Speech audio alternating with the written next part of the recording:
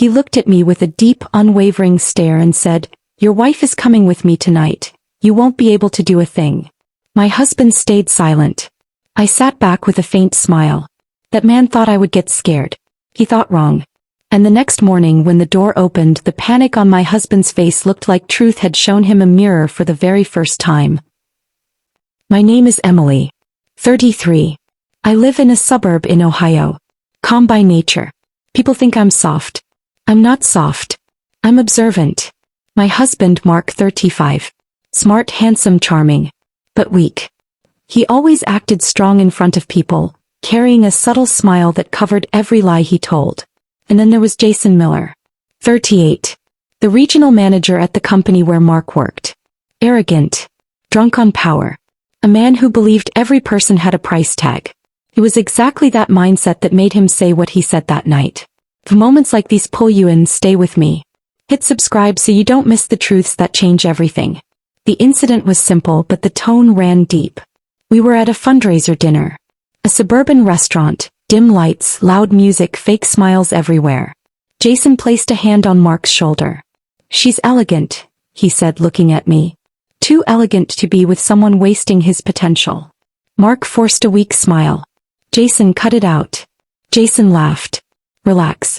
I'm just being honest." Then he said the line that froze the air around us. "Your wife is coming with me tonight. And you won't do a damn thing." People heard it. Mark dropped his gaze. I set my water glass down in front of me and simply said, "Done?" Jason chuckled. "Cute." I knew this game didn't start today. Mark had been distant for months. Phones always face down. Office dinners suddenly increasing. His explanations getting shorter. And I never said anything. But as I wait, and when I wait, I strike at the exact moment I want. Jason had mistaken me for a challenge. He had no idea he picked the wrong person to target. I don't react. I calculate. Dinner ended. On the way home I asked Mark, "You're quiet." He muttered, "He's drunk. Ignore him." Sure. That was all I said. The next morning at exactly 7:13 the doorbell rang. I was in the kitchen. Mark opened the door. The moment it swung open his face changed color. Panic, guilt, shock, all at once. I stepped out. Jason stood there. Jacket in his hand. Eyes red. His voice shaky.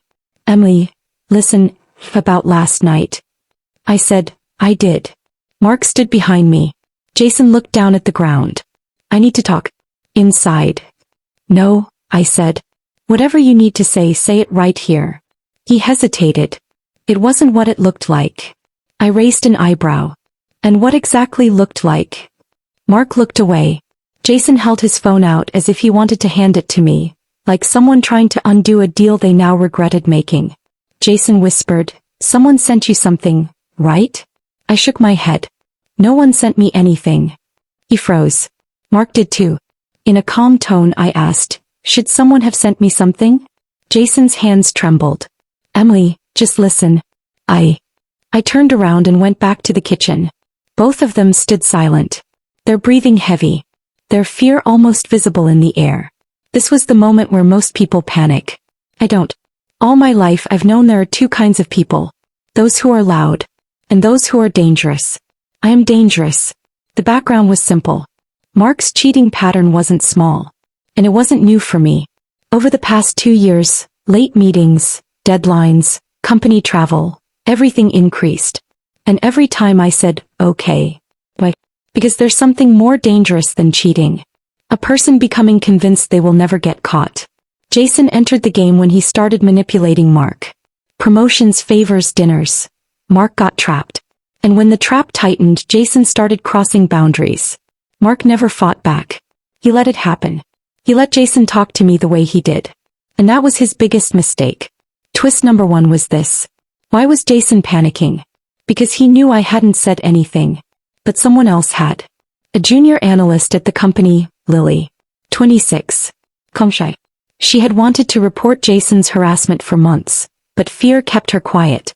She had pulled every message, every voicemail, every secret chat between Mark and Jason from Jason's phone. And she was about to send it all to me. But I found her first. After the dinner in the parking lot she walked up to me. Her voice soft. Emily, I know something. He shouldn't talk to you like that. Or to anyone.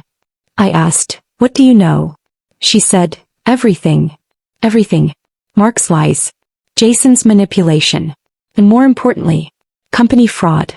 Jason had been using company funds for his personal benefit. Mark had unknowingly become a partner in the scheme. Those promotions were not free, they were bribes. And Mark had knowingly signed the documents. The revenge plan couldn't be simple. It had to be precise. Step 1. I took every file, message, voicemail, and internal transfer detail from Lily. Step 2. I waited 2 weeks, until the entire company would gather at the quarterly review dinner. Step 3. I was uninvited and I went anyway. Step 4. The hall was dim. The screen large. People holding drinks, waiting for presentations.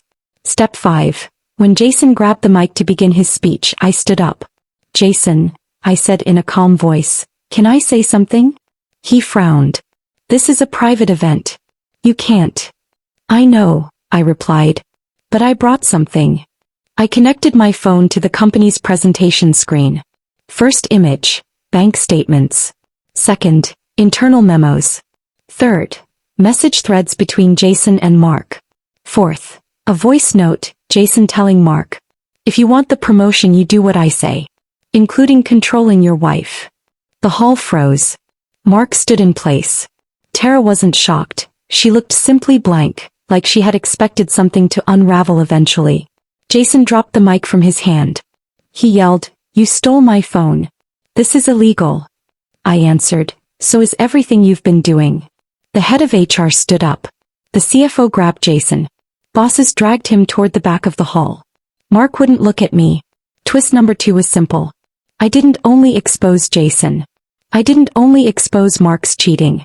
I revealed something Mark desperately wanted hidden. Mark had used my name in his defense during the investigation forming against Jason. The document said, Emily knows nothing. She's financially dependent. She won't leave. I smiled. I took the mic. Mark, you wrote that I'm dependent on you? He hesitated. Emily, I didn't mean. Good, I said. Because I'm not. I opened a secret savings account 2 years ago. And today I'm freeing myself from both of you. Silence. I walked out. Jason was fired. Mark was suspended. Investigation ongoing. The company sent me a thank you note. Lily got promoted. 2 days later my husband came home and for the first time asked, Emily, can we talk? I opened the door and said, no. Your chapter is over. The truth that finally showed you both a mirror was far more beautiful than either of you. The door closed. Complete silence. And for the first time that day, I felt something clear, strong, and final. I didn't lose anything. They did. Thank you for staying with me through this journey. If this story resonated with you or kept you reading to the end, please consider liking the video and subscribing to the channel. Your support helps me continue sharing stories that speak to our strength, our truth, and the moments that change us.